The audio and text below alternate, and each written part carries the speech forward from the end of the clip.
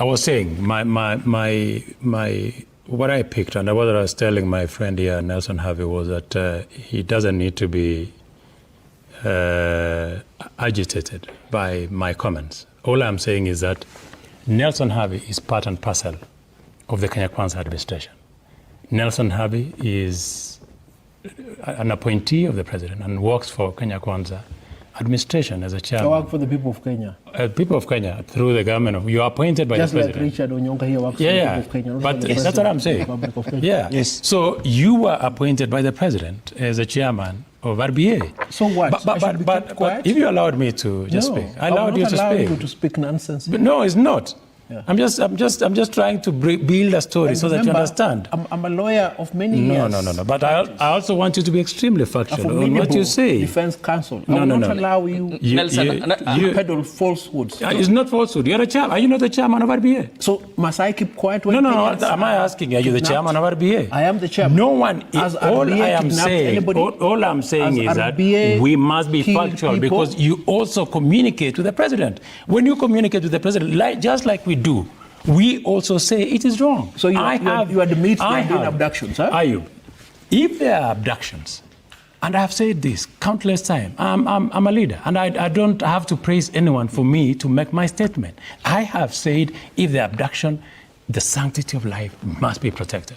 Today we're in government. Tomorrow we might not be in government. As a member of parliament who suffered a lot of arrests in last parliament, I'm aware of the consequence of not having human life protection. Okay. And I'm acutely aware that if this is a scenario, and if it is true that there were abductions, then it is worrying. All I am saying is that, but let us be factual. Let us not be sensational. Let us have our statement. If today these young men come out, because they have been asked to go and write statement, what if they turn out and say it was an act? We are going to, when we resume Parliament, remember that space when this happened, we were actually going on a recess. It was just, I think, about 2 or 3 days before we went on recess. So we're still going to invite the Minister of Foreign Affairs to shed light on what exactly happened. I promise you, and I promise this media house, I promise the country, I will invite Musalia Mudavadi. He must explain what happened to BCJ, how did he leave the country, and who participated in facilitating that illegal act. All these young men were released the same day. All these young men refused to speak to the media. There was a live interview in Nakuru. Dead. Okay. It was a live interview in Nakuru of Kibet. And he was asked, Kibet, can you tell the media what exactly happened? He said he doesn't want to speak about it. Why is everyone running away from speaking about it? Because if it was abduction, I'll speak about it. There was a live interview, okay? The two that Havi is saying were dead is unfortunate.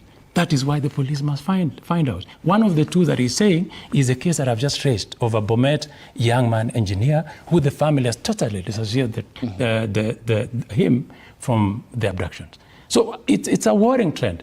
It worries me. It's not, we want investment in this country. We do not, like Eddie did say, we don't want in January to be discussing issues of abductions. We have better things to discuss in this country. Because it's about we lives, have issues to discuss about it. We have students that are going back.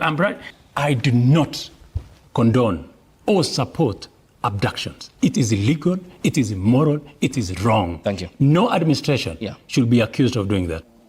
For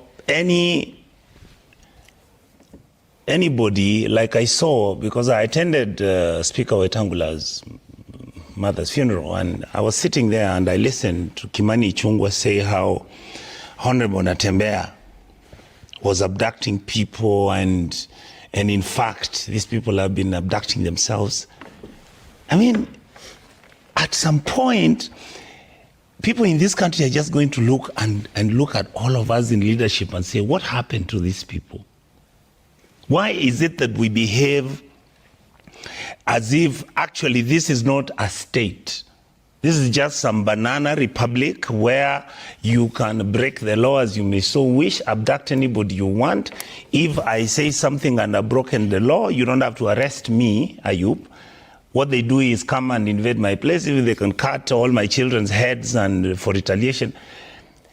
That's not the country This is not the Senate. This is not the Republic. This is not the president I expected William Ruto to be. Like I've said before, the president has served 4 different presidents. Any mistakes that those presidents were making, by now, surely he should have trained himself to fix them. He was with Moi. Finished Moi, he came to Kibaki. He was in the coalition government of Kibaki and Raila. You remember our mess in 2008? I mean, it's like we are handling our country as if we want to go into war. People are already saying how they're either going to rig elections or take those elections and do whatever they want to do with them. And that is normal in a normal democratic republic that we've all been fighting about and saying how wonderful our country is and how we can more take it next and how we can change certain things. We are struggling in education, struggling in infrastructure, struggling in governance. I am worried. I am an extremely worried person. And yet other people are laughing these things off. It's normal. You can have experience in this life that if a media was cast on your face, you wouldn't even talk. Leave alone even media, your own family. Sometimes the experience you had during a 1 day or even 1 year of abduction, it doesn't matter. It can be scary. It can be something that you don't wish on anybody. And therefore, I want to take this opportunity to say sorry for these young people who went through that ordeal. It's something I wouldn't even want my own person to go through. Now, that said, I think that as leaders, we must reflect on how we want to approach this year on the issue of human rights. And I think that reflection takes a tangent on the backdrop of June 25th last year, in the sense that if we are leaders and we become reckless with our statements in the midst of such national issues of importance, we can lose a country. Remember that what happened in June was triggered predominantly by leaders who were reckless in terms of their display of their affluence, in terms of their arrogance on their statements that people were raising. And I want to caution leaders that as simple things as abductions, and that's why I think that all of us speak to the president. That's a fact. Havi speaks to the president. That's how he got his appointment, in the sense that even if he wasn't rewarded, right? At least he was communicated to by the president. I think that he's got that open channel with the president. He has got a phone call that he can call the president can pick. My friend Nelson here, Koech, speaks to the president.